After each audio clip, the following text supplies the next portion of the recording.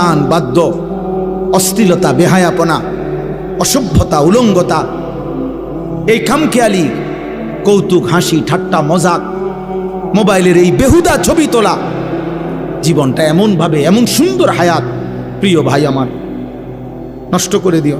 আমার মাঝে মাঝে মন চায় তোমার থেকে কুদ্দুর সময় আমি যদি হাওলাত নিতে পারতাম, আমারে যদি তোমার থেকে কুদ্দুর দিতা, আমার ভীষণ দরকার। সারাটা দিন আমি, সারাটা দিন রাত 3টা 4টা পর্যন্ত দৌড়ের উপরে থাকি, ব্যস্ত থাকি, নিজের সময় দিয়ে আমার মনে হয় যেন আমি কুলাইতারি না।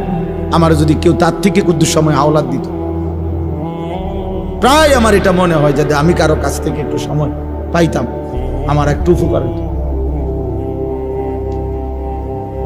তাইলে এই জন্য অনুরোধ করছি আমরা আজকের এই কিশোর ভাই, নওজোয়ান ভাই, আমি 2টা আয়াত শুধু তর্জমা বলি, তাইলে আমার কথা শেষ।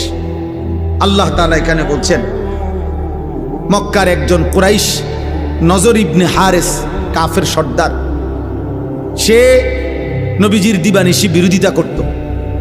তো বিরোধিতার ক্ষেত্রে মক্কার সব বিরোধিতাকারীরা নিজেদের মধ্যে আলাপ করত যে আমরা যে যাই বিরোধিতা করি মুহাম্মদের, সে যখনই লোকদের সামনে তার এই কোরআন পড়ে মানুষগুলোর দিল নরম হয়ে যায়, আস্তে সে দুর্বল হয়ে যায়, কালেমা পড়ে মুসলমান হয়ে যায়। কোরআন শরীফের এই সুন্দর আওয়াজ, এই সুর, কোরআনুল কারীমের এই তেলাওয়াত, এর ব্যতিক্রম কিছু আমাদের কাছে নাই। তখন এই মক্কার কুরাইশ কাফের নজর ইবনে হারেস, সে ব্যবসার জন্য গেছিল ইরান, মানে পারস্য, ইরান দেশে। ওইখানে গিয়ে সে ব্যবসা করার ফাঁকে একটা জিনিস দেখছে। কি? সে দেখলো যে ওইখানে বিকাল হইলে, অবসর টাইমে লোকেরা মজমা জমাইয়া বসে, মানে গোল হইয়া, আর একজন গায়িকা, নর্তকী, যে বাদ্যের তালে তালে, বাদ্যযন্ত্রের ঝংকারের তালে তালে সে নাচে, গান গায়, আর সুরে সুরে পুরানা দিনের কিচ্ছা কাহিনী এগুলো সুরে সুরে বলে। আর আশেপাশের লোকগুলা একদম মৌমাছির মতো চাক দইরা তার দিকে তাকাইয়া থাকে।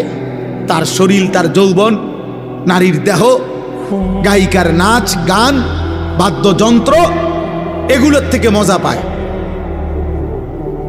এই লোক তখন নজর ইবনে হারেস, কুরাইশ এই কাফের সর্দার, সে চিন্তা করছে এইটা একটা মুহাম্মদের কোরআনের ব্যতিক্রম হইতে পারে।